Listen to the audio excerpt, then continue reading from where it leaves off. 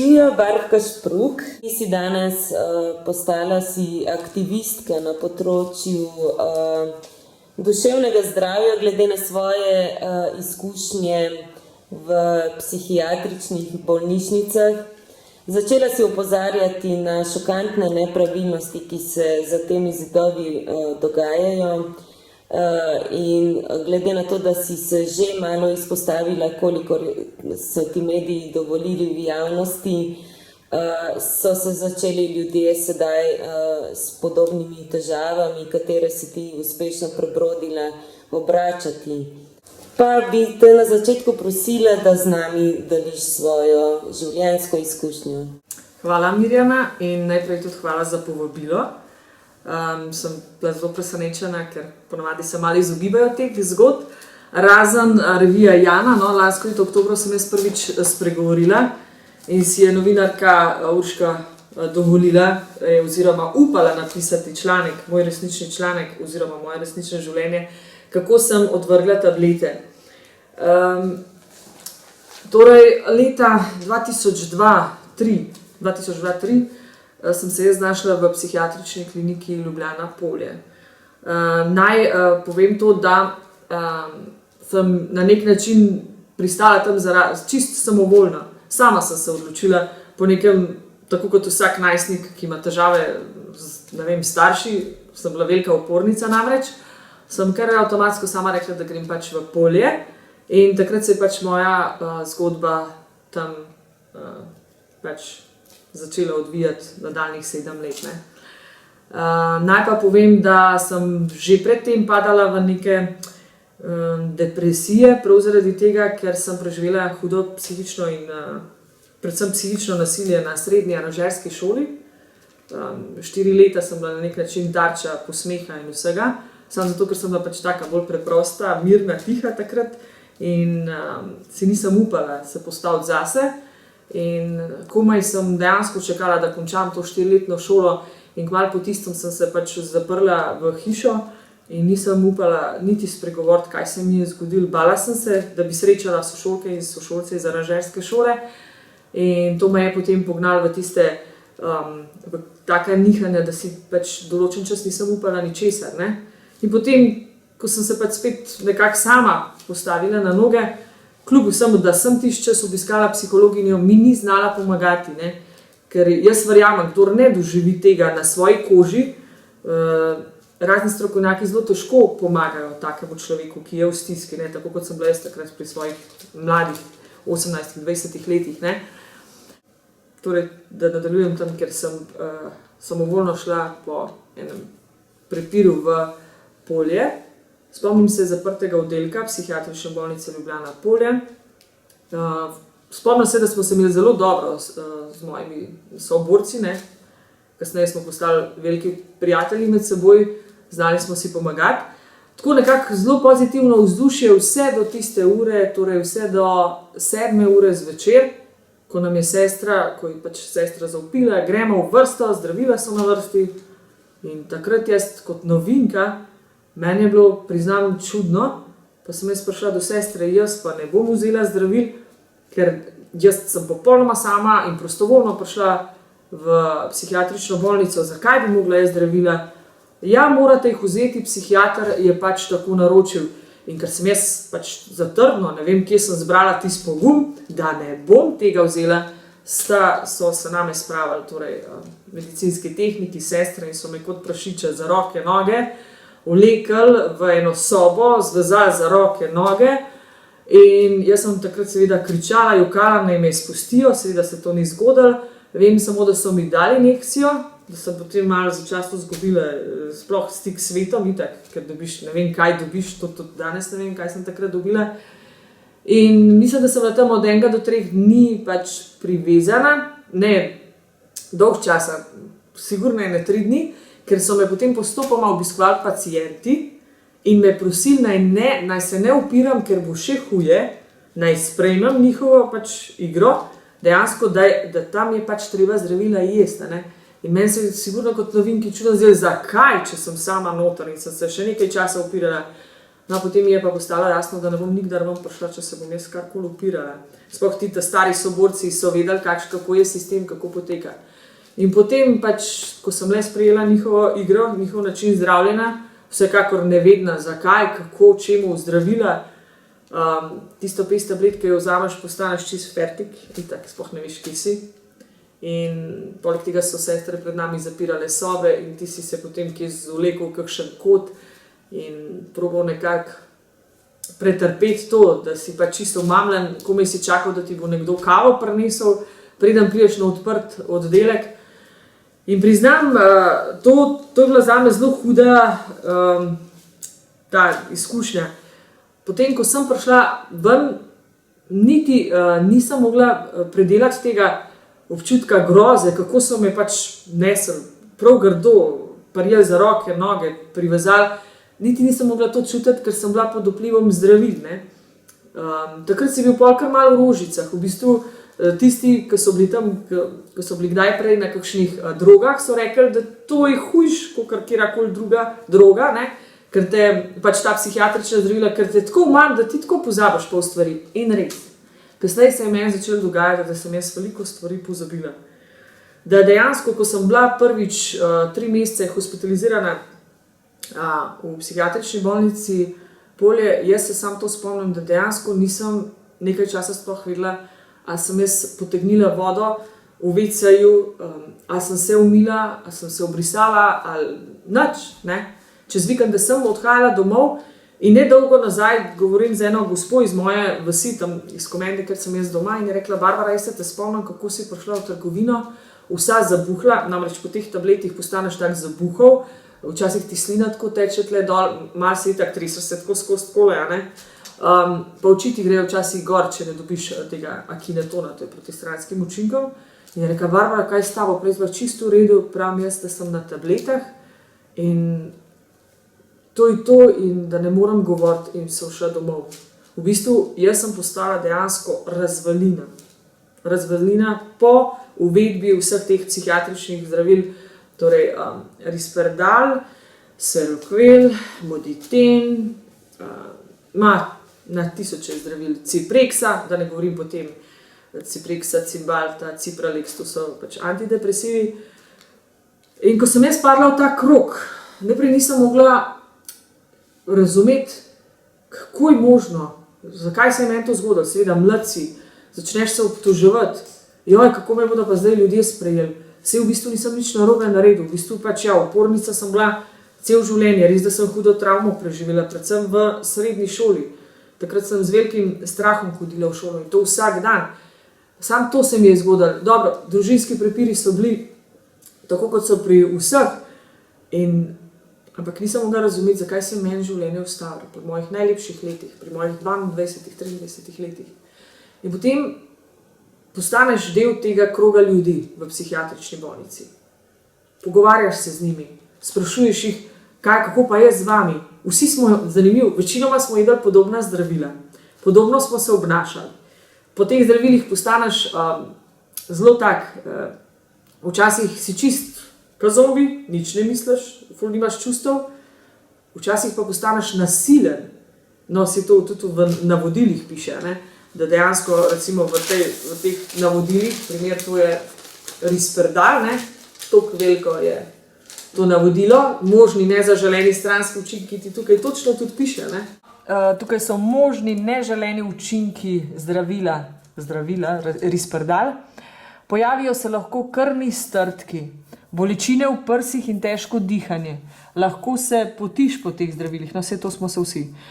Motnje uspavanja ali spanca se pojavijo, občutek zaspanosti spet, pljučnica, okužba dihal, potem nelagodje v dojkah, velikrat smo dobili izcedek, no jaz sem velikrat dobila izcedek iz prsi, izostanek menstruacije, zvečanje telesne mase, motne spanje, tesnoba, tremor, torej tresenje rok, to se je meni skozi dogajalo, pospešeno bitje srca, težko dihanje, vneto grlo, zamešen nos, zaprtje, driska, prebavne motnje, suha usta, zobobol, okužba dihalnih poti, sladkorna bolezen, prekomerno pitje vode, v glavnem tega je ogromno, občutek vrtenja, to je vse to, nizek krvni tlak, okužbe želodca ali črevesja, nezmožnost zadrževanja blata, prekomerno izločanje plina ali vetrov, nenormalna telesna drža, pogosto uriniranje, izguba menstruacije, razvoj prsi pri moških, občutek žeje, nelagodje v prsih, motnje čustvovanja, nepravilen srčni utrip, prhljaj, zapoznela menstruacija itd. Pač tukaj tako ali tako piše, redki pojavijo se od 1 do 10 bolnikov, sem to se itak pri vseh pojavil. Da, povzročajo pač nasilne, samomorilne misli. In jaz priznam, da takrat pri teh zdravilih nisem navodila brala, kasneje šele leta 2008, ko sem jaz odvrgla vsa zdravila. Rivotril, jaz sem bila zelo odvisna od Heleksa pa Rivotrila, od pomirjeval, ne.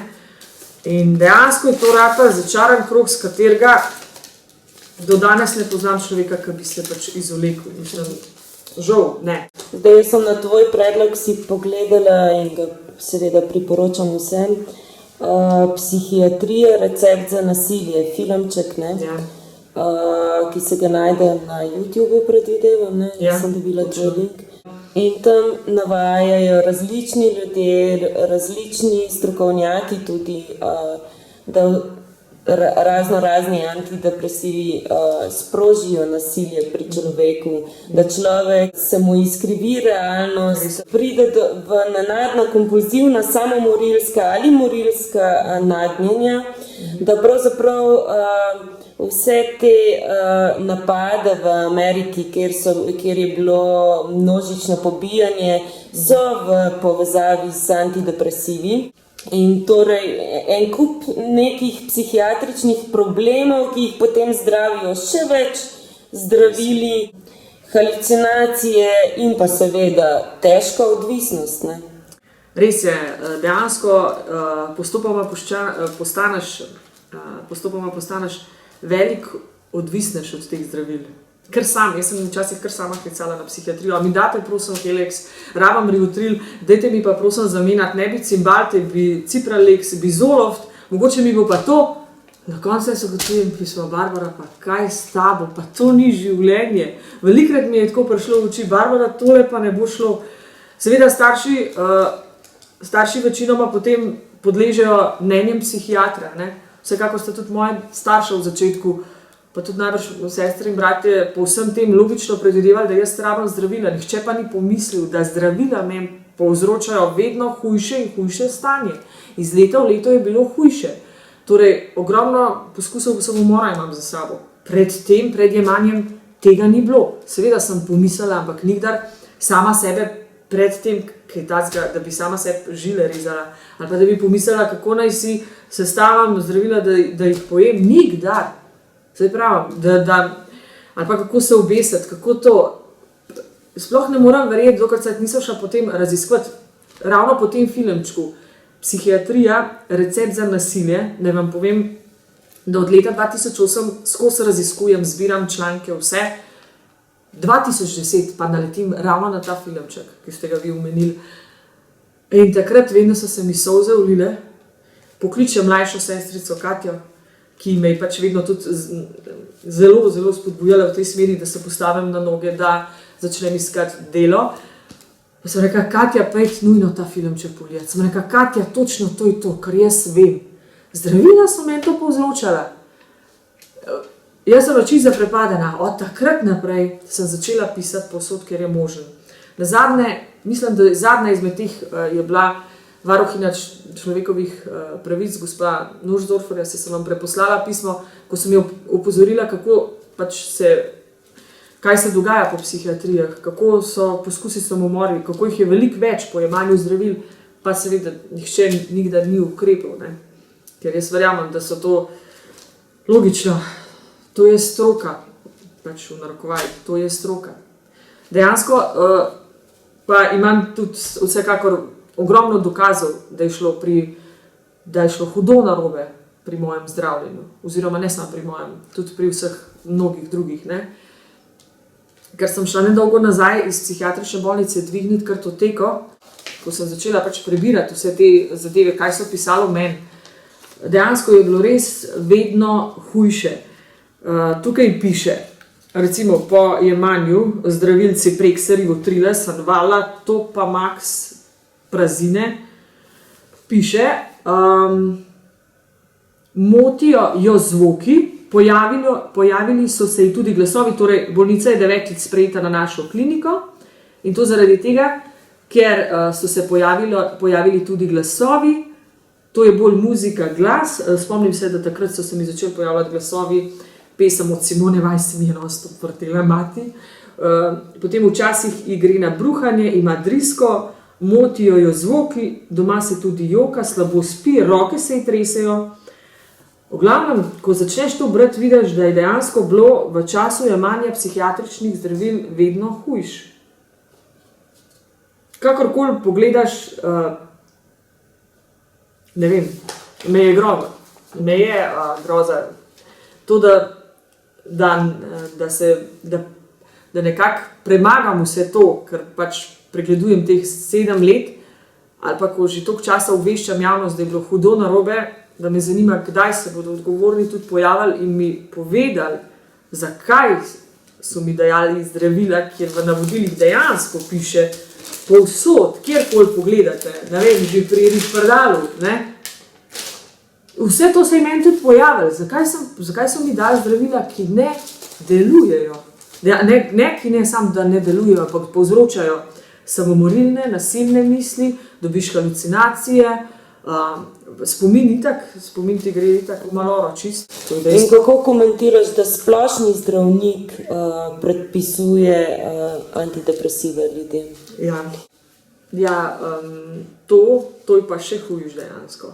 Ker te ljudje, ki jemljajo ta psihiatrična zdravila, recimo pridejo k zdravniku splošnemu in predpiše antidepresiv, gre domov, začne jemati, nihče jih pa ne opozori, ker tudi v zdravilih dejansko piše, mislim, kdorkoli bi šel lahko pogledati. Jaz tukaj imajo povsod doma, ne vem, Zoloft je antidepresiv, potem je Cymbalta, Cipralex, Acentra. Greš lahko pogledati, da piše, da ta zdravila v začetku povzročijo samomorilne nasilne misli.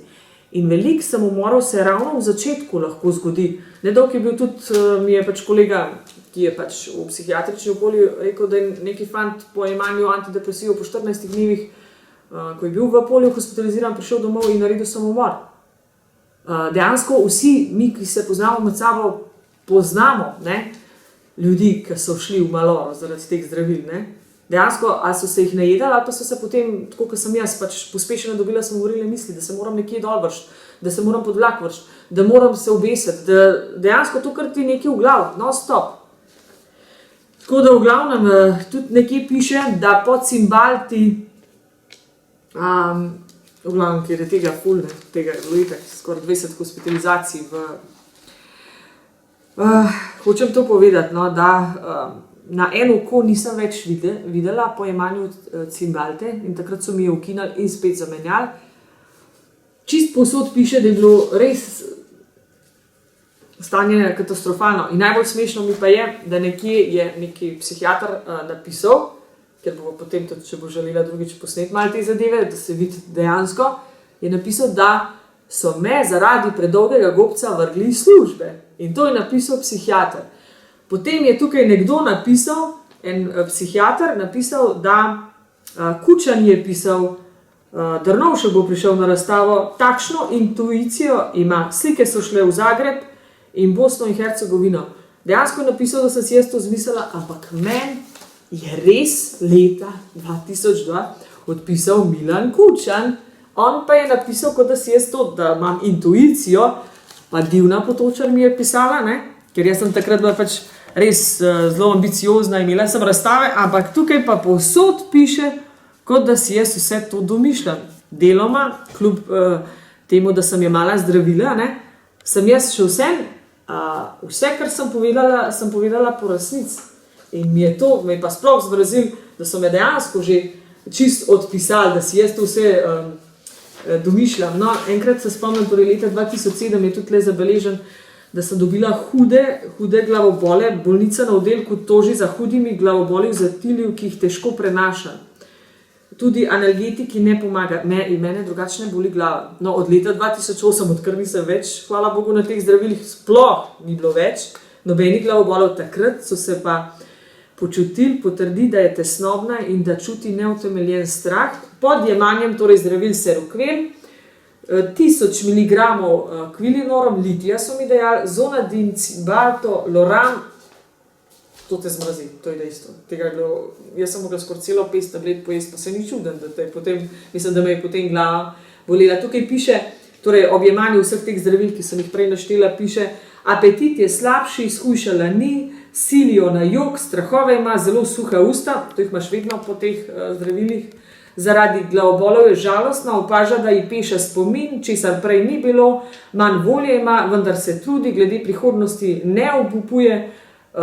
Zanimivo, da nisem obupovala, glede na to, da se spomnim, da sem imela neznosne glavobole, da vem, da je še enkrat moj oče z mano jokal, ker sem se jaz zdržala za glavo, da se mi bo zmešalo od glavobolov, je moj oče rekel, da je vrš ta zdravila stran, najbrž ti pa res zdravila to povzročajo. Tako da sta potem moj oče in moja mami sred spoznala, da so ta zdravila meni dejansko povzročala resnično hude zadeve, ne samo tresenje, pa glavobole, izgube spomina, ma vse je šlo takrat narobe dejansko. No, naj še to povem, da so leta 2007 so se, torej po ne vem katerih hospitalizacij, so se celo tole odločili. Tukaj piše, pod vplivom sem bila takrat Seroquela, Quilinorna, Moditen povzroča strah, tesnobo. To je grozno, tisti, ki še danes imajo Moditen, meni je kar grozno. Ta Moditen povzroča to psihiatrično zdravilo, čudne misli. Tukaj piše, smiselna bi bila pridobitev statusa invalidne osebe ter vključitev v program zaposlitvene rehabilitacije. Večinoma se vsem tem bolnikom zgodi, da za njih pač skušajo urediti to, da postane invalidna oseba. Tako so se tudi tako so se tudi takrat pri meni odločevali. Potem tukaj recimo piše, prosim za redne obiske patronažne medicinske sestre na domu in intenzivno vključitev centra socialno delo, redno zdravljenje z medikamenti. Jaz sem dejansko obkoljena iz strani psihiatrične bolnice, zato ker so ugotovili, da jaz ne jemljem zdravil velikrat, ker seveda, če sem se jaz slabo počutila, jih nisem upala vsaj doma ne vzeti. Ampak takrat so me spravili na uspavala, en let sem bila na Dornikumu, torej med 15 in 30 mg sem Dornikuma prejemala Risperdala, Kineton, Depakine, Krono. V glavnem katastrofa od katastrofe. Brala sem tvojo zgodbo, da si suportirala nekoga, ki je skušal se pač izvleči tudi iz tega in prenehati jemati ta zdravila. Ta zgodba me je močno spomnila pač na nekoga, ki doživlja totalno krizo, ker gre iz heroina. Ja, res je. Takrat, ko sem se odločila, da grem dol zdravil, si nisem tako upala nikomor povedati, ker mi nihče ni verjel, da to stanje meni povzročajo zdravila. In spomnim se, da 14 dni skoraj nisem zatisnila oči, torej med enim tednom in 14 dni. Meni se je zdela neskončna večnost. Jaz sem noči prebedela, molila, poslušala glasbo, misli so se mi še vedno porajale, ker ne vem, od kje sem jaz brala moč. Jaz sem še vse nekje nadaleč videla, da bom jaz zaživela normalno življenje, tako kot vsi ostali, da bom šla v službo, da bom pač spet tako, kot sem bila, preden sem prestopila vrata psihiatrične bolnice. In to je bilo krvav boj, dejansko veliko sem pretekla tudi na hipodromu, tam v Komendi, to po noč ali pa zgodaj zjutraj, da mi nihče ni videl, ker sem bila zelo slaba, ker to so bili napadi vsake toliko časa, recimo, ker res, to je tako kot pri alkoholikih, drogeraših, ki greš ti dol iz tega, ne veš, kako bo, ampak če ne bi sama na svoji koži pač to poizkusila, ne bi mogla danes zatrdno reči, ja, da se je dol zdravil. Je treba veliko truda, veliko dela. Jaz sem ogromno čistila doma, pospravljala. Hvala Bogu, imamo doma malo kmetije, da sem pomagala očetu na polju, moji mami doma, v gozdu, vsa najtežja fizična dela, vse, samo da bi jaz premagala to krizo, ker me je na vsake toliko časa potegnil, da bi pa mogoče vzela Helix, da me pomiri. Jaz sem šla dejansko na najbolj krut način dol, brez kakršnekoli pomoči, ker vsi tisti, ki grejo danes dol zdravili, imajo možnost, da da vzamejo magnezij, kalcij, C-vitamin, zelo priporočljiva v tujini je konopljina smola, ne? V tujini zdravijo tesnobo, strah s konopljino smolo, to v Sloveniji težko pač vejo ljudje, ker je pač prohibicija konoplje. Konoplja je smrtno nevarna, je v prvi skupini prepovedanih drog. Ne? VS tem zdravilom, o katerih sedaj govoriva, je konoplja naravna rastlina, naravno zališče, ki dejansko pomaga ljudem. Točno tako. In te prispevke ste imeli tudi vi, sem jih spremljala. In dejansko ljudje ne vejo, da je to zdravilna konopljina smola, ki je pomagala že marsikomu, seveda v tistih količinah, ki so predpisane. Ne? Zato pa jaz tukaj pozdravljam gospoda Jaka Bitenca, ki se bori za to, da se to legalizira, ker to je točno to. Ker imamo primere tudi v Sloveniji, ampak seveda pač to ne smemo v javnosti govoriti. Ne? Naj povem še nekaj. No, leta 2007 v hujši depresiji sem svoji sestrici, najstarejši sestrici za rojstni dan narisala tole slikco. Ponavadi sem jaz risala krute črno-bele slikce. Takrat sem pa oktobra 2007 še v zelo hudi depresiji narisala Sreča v morju. Jaz sem kljub vsemu, da sem cele dneve preživela doma, včasih tudi po pol leta, po 3 mesece v bolnici, pol spet doma, torej 7 let neprestano se je to dogajalo. Sem imela nekako še vedno cilj, da se bom pobrala in postavila na noge. Ne? In danes lahko samo to rečem, da sem presrečna, da lahko živim, mislim, svojo glavo. Ne? Presrečna, da sem prišla do tega spoznanja, da dejansko imaš ti zdravje v sebi in da nihče ne pozna tvoje duše, tvojega stanja v telesu drug, kot sam ti. Naj povem, da sem se kasneje potem zaposlila v mizarskem podjetju, malo po tistem, ko sem šla dol zdravil. Nihče ni vedel, da me dejansko takšne travme sem že prej preživela in sem prišla kar delati v mizarsko podjetje, zelo dobro sem se počutila, tudi sodelavci, nikdar probleme, mogoče kdaj šefi, to priznam. Ampak delala kot pomožna mizarka na terenu, na Robni, potem sem delala tudi v podjetju, ker smo se pogajali z lastniki delnic na sivem trgu, skoraj 2 leti hodila v službo, v skladišču povsod.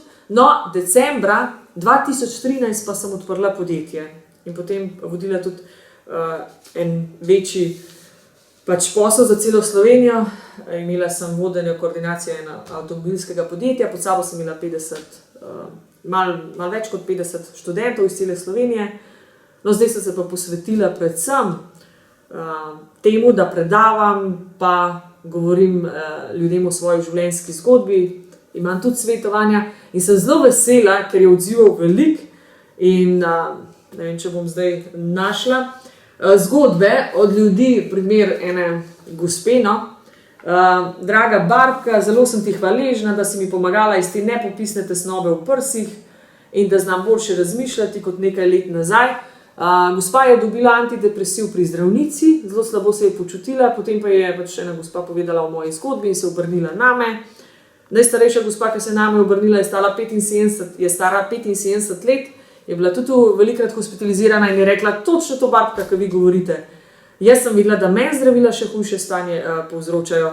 Potem je, teh papirjev je res veliko.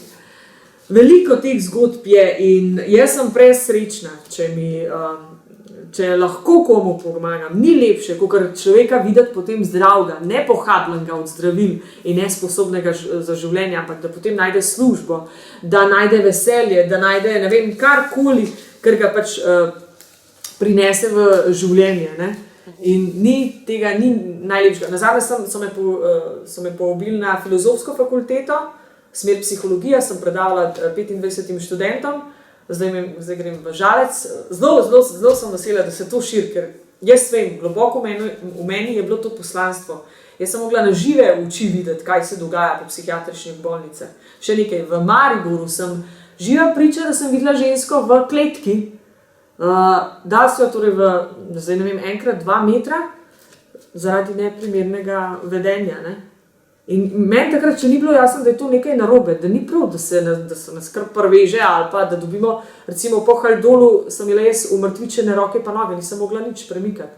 Takrat je še moj oče priča, pa se še zelo dobro spomne, ker je klicev, sestro, kričal, dajte mi povedati, kaj je z Barbaro, ker ne more premakniti rok, pa ne no, ker sem bila tako, da mora se premakniti. Ne. Kaj pa po tvoje rabi človek, ki se znajde v neki težki situaciji in ima čustveno stisko?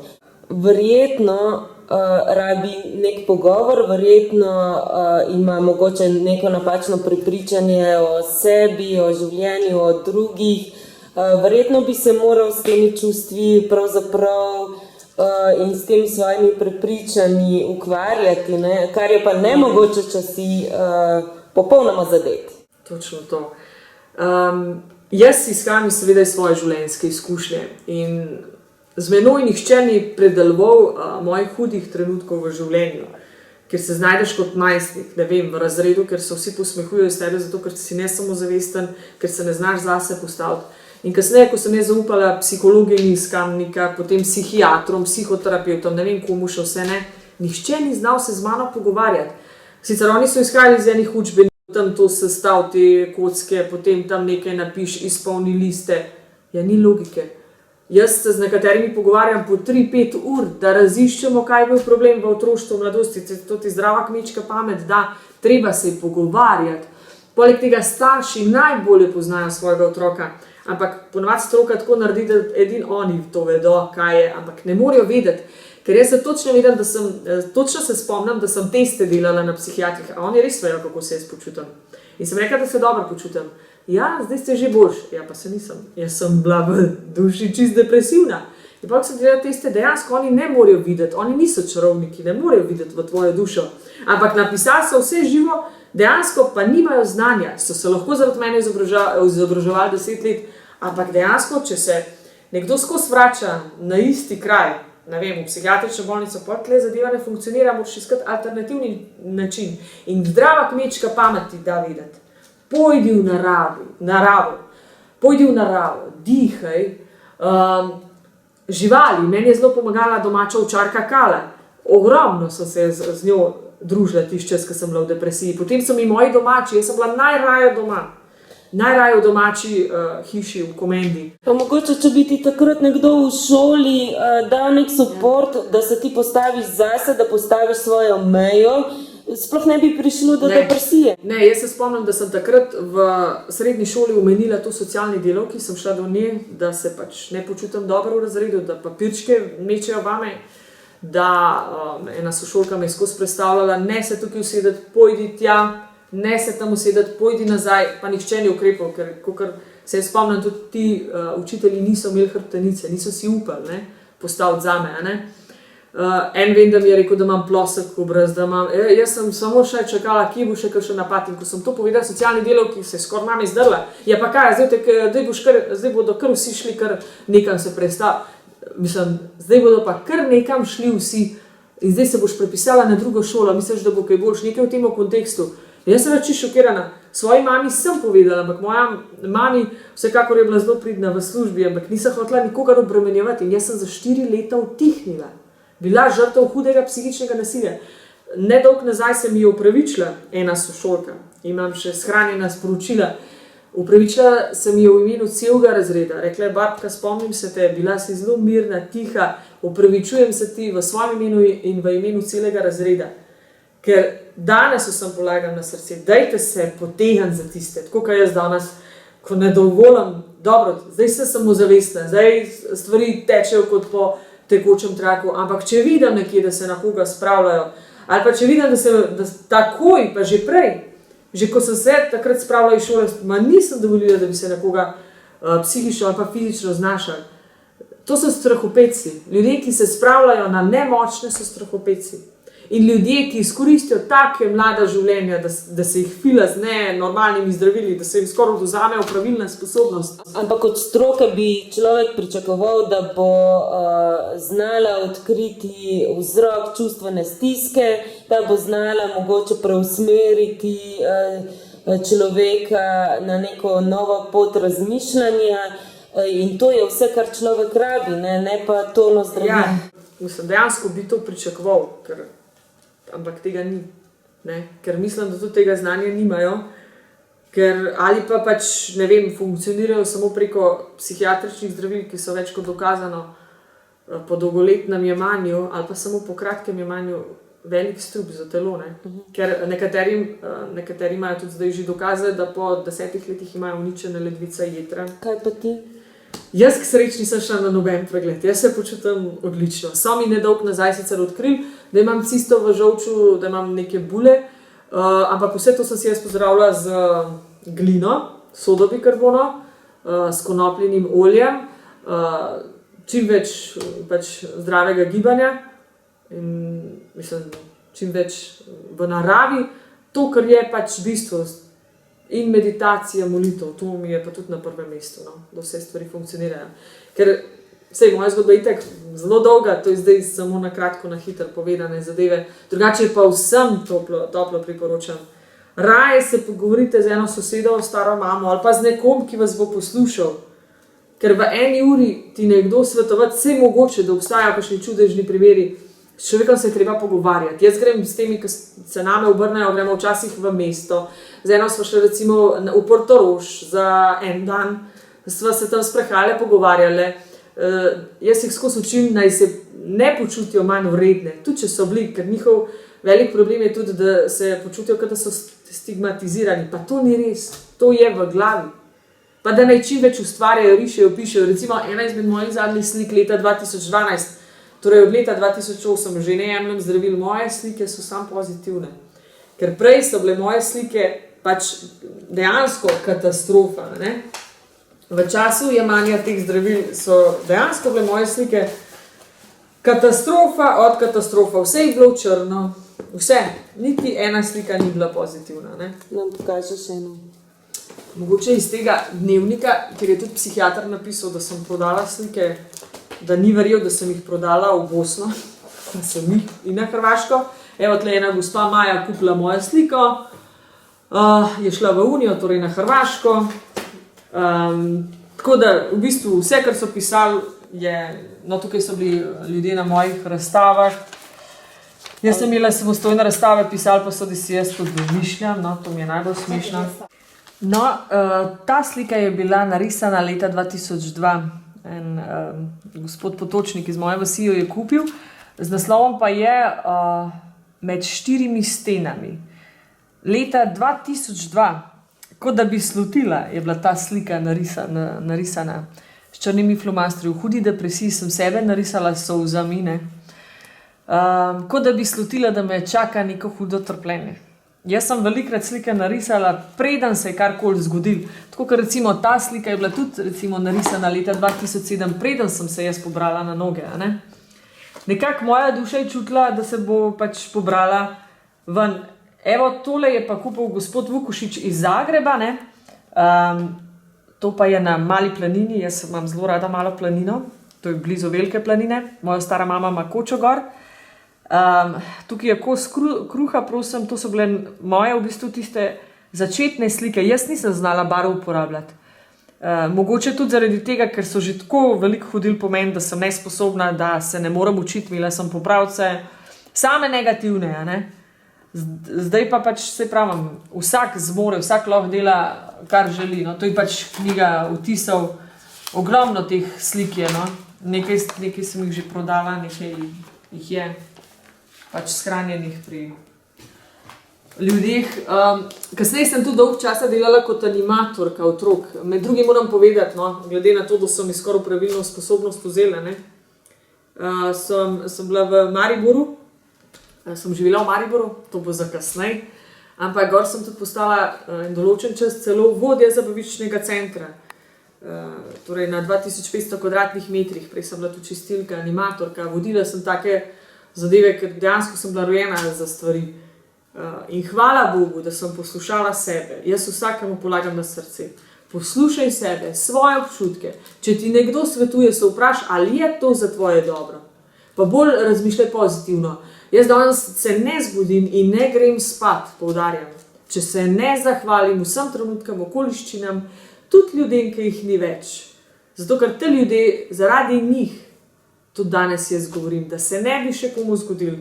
Ker jaz sem bila leta 2008, isto leto, ko sem se pač odločila postaviti na noge, so me iz IPP-ja pripeljali na invalidskem vozičku po hudem poskusu samomora domov je prišel rešilec, ker sem se jaz več kot 30 ali 50 tablet najedla. In takrat vem, da nisem mogla verjeti, da sem preživela. Tudi drugi ne, ker dejansko velikim odpove srce. Hvala Bogu, meni ni.